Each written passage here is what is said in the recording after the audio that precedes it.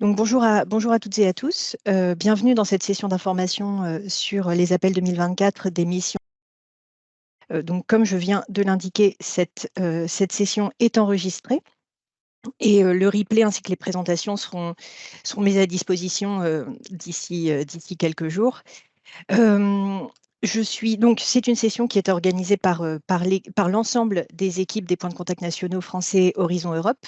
Et personnellement, je suis Zoé Bilbonin et je travaille pour l'équipe du PCN Cluster 5 Climat-Énergie. Et avant de rentrer dans le vif du sujet, un bref retour sur l'ordre du jour de cette journée. D'abord, donc nous aurons une session d'introduction qui reviendra sur le concept de mission dans Horizon Europe. Puis, de 9h30 à 10h30, nous aurons une session dédiée à la mission Océan et Eau. De 10h30 à 11h30, une session dédiée à la mission Santé des sols et alimentation. De 11h30 à 12h30, une session dédiée à la mission Adaptation au changement climatique. Ensuite, on fera une petite pause déjeuner. Et pour ceux qui sont intéressés, vous pourrez revenir à 13h30 pour la session sur la mission Ville intelligente et neutre en carbone, puis qui sera suivie à 14h30 par une session sur la mission cancer et à 15h30, une session dédiée à l'espace dans les missions, donc une session transversale.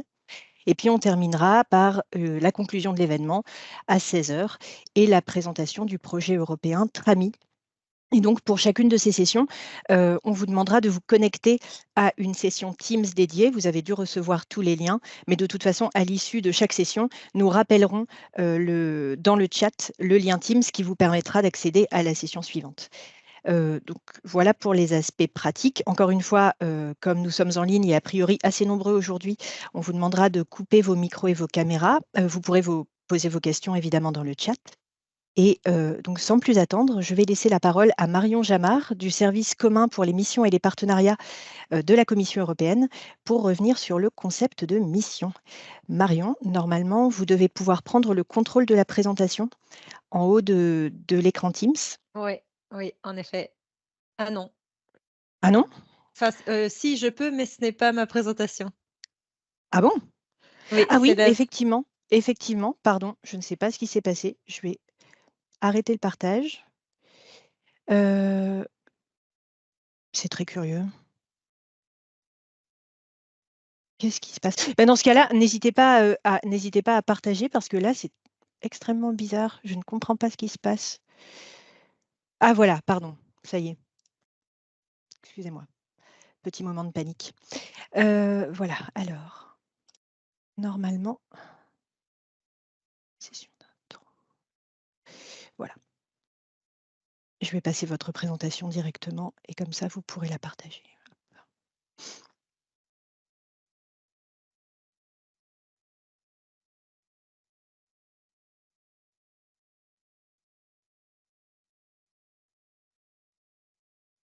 La Super. voici. Donc normalement, vous pouvez prendre le contrôle et passer les diapos.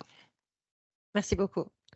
Bon, déjà, merci pour l'invitation. C'est un plaisir d'ouvrir cet événement avec d'infos sur la formation des appels 2024 sur la mission Horizon Europe. Et je vais donc avoir l'occasion de revenir sur le concept d'émission. Mon nom est Marion Jamard, je travaille à la Commission européenne, en particulier dans l'unité qui s'occupe de la coordination des instruments sur les missions européennes et les partenariats européens. Ah. Donc, tout d'abord, pourquoi est-ce qu'on a besoin des missions?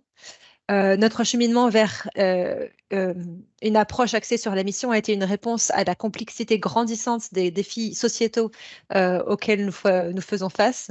Et nous avons commencé donc à reconnaître que le monde est confronté à des défis d'une ampleur sans précédent. Cela implique le changement climatique, la pandémie, les tensions géopolitiques et aussi des perturbations technologiques. Et donc, on s'est rendu compte que les politiques sectorielles traditionnelles, telles qu'elles prévalaient également dans les programmes cadres il y a une dizaine d'années, n'étaient pas en mesure de répondre à la nature interconnectée des défis auxquels nous faisons face. On a donc adopté une approche différente euh, euh, vis-à-vis de nos activités, vis-à-vis de l'approche de la politique publique. Et ça a pris forme donc de la mission de mission. Et la façon dont les missions sont créées, elles ont des critères qui sont dans la base légale, de manière à définir une mission. Donc d'abord, elle doit être audacieuse, inspirante, avec une large pertinence sociétale. Elle doit indiquer la direction claire, ciblée, mesurable et surtout limitée dans le temps. Elle doit être ambitieuse mais réaliste, susciter l'innovation entre les disciplines, les secteurs et les acteurs, et finalement s'appuyer sur une approche ascendante. Euh, Euh, et donc, en définissant des missions ambitieuses, ciblées et axées sur des résultats, on vise à favoriser une collaboration entre les disciplines, les secteurs et aussi les niveaux géographiques, et aussi reconnaître que les solutions les plus efficaces sont le fruit d'efforts intégrés. Et donc, et on favorise aussi le changement au niveau local pour transformer les communautés. Et ça veut dire reconnaître aussi que le pouvoir profond des dynamiques locales vont permettre donc à leur tour à faire des transformations systémiques. Donc c'est au niveau local que nous essayons de commencer avec les missions. Et donc les instruments existants n'étaient pas conçus pour une telle approche. Et pour refléter surtout les capacités transformatrices des missions européennes.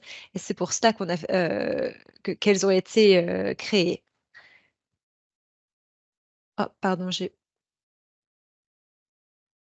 Pour l'instant, qui fais défiler Ah, les ok. diapos. Le Mais quatrième diapo alors. d'accord. Donc là, sur How do missions operate, ou alors un Voilà. panorama des 5 missions. Non, non, How do mission operate? Ok, donc on Merci, y est, c'est bon. pardon. Donc, comment marche l'émission? Eh ben, elles produisent un impact par le biais en proposant une direction vers laquelle aligner les priorités et les politiques au niveau européen, mais aussi national. Elle propose la mise en œuvre d'une approche globale. Elle aussi donne du pouvoir, une nouvelle relation avec les citoyens, puisqu'elle se passe aussi au niveau local. Elle relie les programmes et crée des synergies entre eux. Et finalement, maintient une flexibilité pour avoir justement cette transition. Il y a une sorte de réflexivité pour apprendre et développer de multiples solutions qui vont être adaptées à plusieurs contextes locaux. Euh, voilà, le slide suivant, s'il vous plaît. Euh, donc, nous travaillons sur 5 missions européennes je le rappelle, qui ont été, je rappelle, définies par les comités des missions, un pour chaque mission, qu'à la base, dans la législation de Horizon Europe, 5 thématiques ont été d'abord définies et ensuite, à l'intérieur d'entre elles, 5 missions en particulier ont été définies. Donc, la mission sur l'adaptation au changement climatique, la mission sur le cancer, les villes, le sol et les océans. Donc, je pense que vous êtes familier avec elle. Prochain slide, merci. Donc, le budget est de 10% du deuxième pilier de Horizon Europe, c'est-à-dire environ 1,8 billion. Et prochain slide, s'il vous plaît. Euh, Merci. Donc ici, je vous propose une vision globale de la gouvernance des missions européennes. Comme vous pouvez voir, c'est une gouvernance assez complexe qui vient du fait, évidemment, qu'en étant systémique, mais aussi multidisciplinaire, elle nécessite donc une gouvernance spécifique. On parle de gouvernance horizontale quand il s'agit d'une gouvernance qui traverse les secteurs, entre les différents secteurs. Donc, si on prend l'exemple du cancer, évidemment, il n'y a pas uniquement les ministères de la recherche et de l'innovation, mais aussi ceux de la santé, etc., qui vont être impliqués. Et une gouvernance verticale, c'est-à-dire à travers les niveaux géographiques, donc du niveau européen au niveau local, en passant par national et régional. Prochain slide, s'il vous plaît. Voilà, donc en tant que nouveau instrument, bien sûr, et ça offre un environnement d'apprentissage. C'est la première fois qu'on fait des missions et donc du coup, on est confronté à des défis qui sont inhérents à l'adoption d'une nouvelle approche. Et donc, on doit régulièrement faire le point sur les enseignements tirés de l'expérience qu'on gagne et afin de réagir en temps utile, de renforcer l'approche, d'accélérer le projet pour être sûr qu'on maintient le cap et qu'on atteint nos objectifs que nous nous sommes fixés d'ici 2030. Donc, l'évaluation, il y a eu une évaluation en 2023, en juillet 2023, qui a été le premier exercice de bilan, donc moins de 2 ans après le lancement des missions. Et donc, ça a résulté d'une communication de la Commission européenne ainsi qu'un Staff Working Document qui évalue les missions, ce qui marche bien et ce qui marche un petit peu moins bien. Euh, le prochain slide, s'il vous plaît. Merci. Donc voilà, commencer un peu pour vous dire les messages principaux de cette communication. D'abord, elle a mis en lumière la quantité impressionnante de travail qui a été faite par les communautés locales, les administrations nationales et les parties prenantes afin d'accomplir, afin de lancer les missions et de aussi s'adapter aux changements que cette nouvelle approche requiert. Ça a confirmé aussi la pertinence et l'importance des missions en tant qu'outil innovant pour adresser les défis sociétaux. Elle aussi met en évidence d'importantes réalisations. D'abord, l'élaboration d'un programme stratégique, ce qu'on appelle les implementation plans, sous la forme donc de ces plans de mise en œuvre des missions, de manière à atteindre leur objectif, mais surtout à influencer et à programmer et en permettant d'aligner d'autres instruments, stratégies à niveau européen, nationaux et régionaux. Donc, de manière vraiment de donner cette direction et de montrer quelles vont être les étapes et les différentes activités qui vont se complémenter afin euh, d'arriver à leur objectif. Il y a aussi la création de une structure de gouvernance et de mise en œuvre, celle que je vous ai montrée un instant, rassemblant les différents secteurs, mais aussi les différents niveaux géographiques, dont aussi les citoyens, qui est aussi un aspect très important des missions.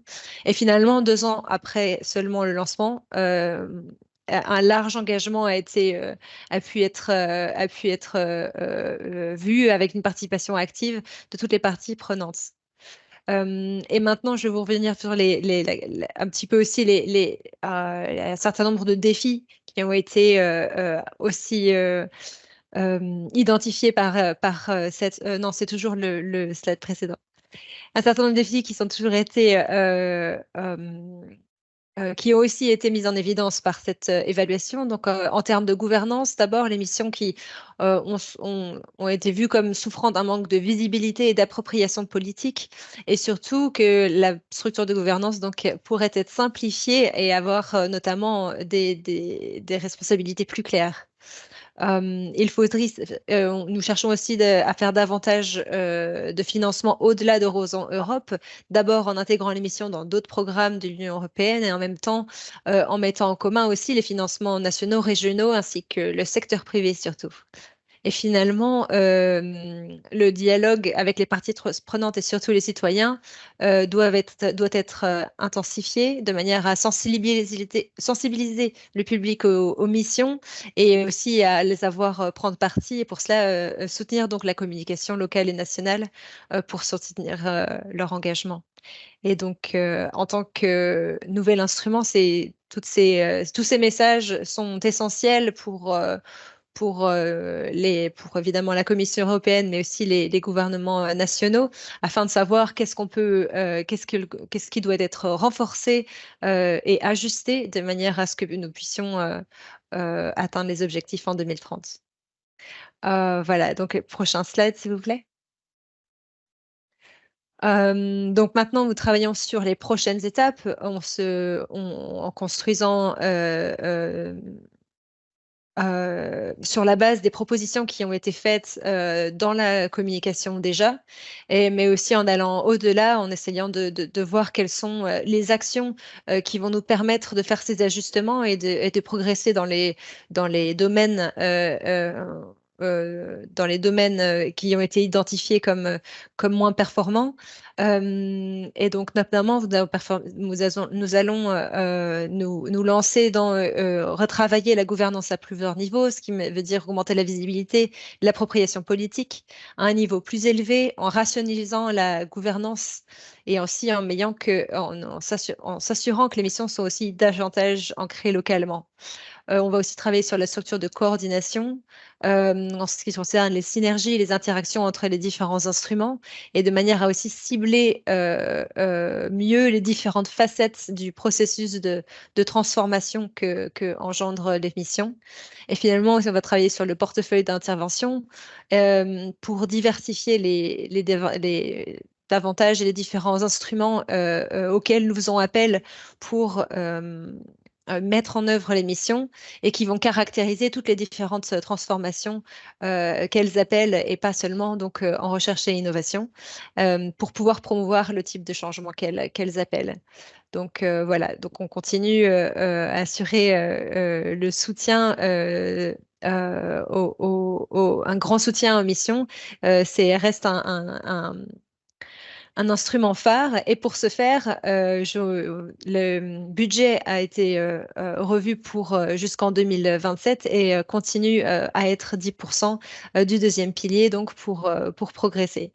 Donc finalement, les événements récents, donc que ce soit les inondations ou les agriculteurs, par exemple, en réponse aux réglementations européennes, finalement montrent la pertinence des missions européennes dans leur contact avec les contextes locaux, avec leur contact avec les citoyens, et donc révèlent qu'elles sont par leur angle différent un instrument unique et important dans un contexte, dans un tel contexte. Donc, ils sont vraiment sur le point de devenir des outils puissants. Évidemment, ce n'est pas sans défi, vu que c'est la première fois que cette approche est adoptée. Mais elles ont déjà bien fait leur preuve et on continue donc dans cette voie. Voilà. Je vous remercie. Et si vous avez des questions, je me ferai un plaisir d'y répondre. Merci beaucoup, Marion. Ben, je vois, alors, il y a effectivement une question dans le chat, mais qui concerne la récupération des diapos. Donc, en effet, les présentations et le replay de l'événement d'aujourd'hui seront rendus disponibles dans les prochains jours. Donc, vous aurez tout bien mis à jour, pas de souci. Est-ce qu'il y a d'autres questions suite à cette introduction générale sur les missions d'Horizon Europe?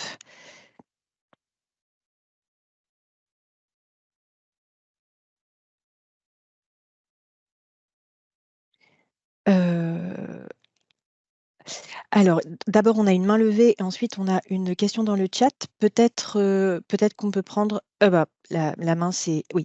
Peut-être qu'on peut prendre la main levée donc de Patricia de l'ONERA. Bonjour à tous, m'entendez-vous correctement? Oui, tout à fait. Bonjour, merci par ailleurs pour cette intervention, l'organisation et également les présentations qui étaient faites. Une toute petite question concernant le budget. J'ai cru comprendre qu'il serait maintenu à hauteur de 10% du pilier, ce qui m'a un peu surpris parce que le thème de pilier pour des missions transverses, ai-je mal compris? 10% du pilier, oui. De quel pilier? Le deuxième pilier. Très bien. Je vous remercie pour cette confirmation. De rien.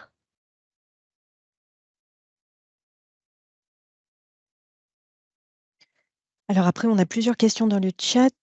Une question sur le principe des calls. Donc j'imagine que c'est le principe des appels à projets.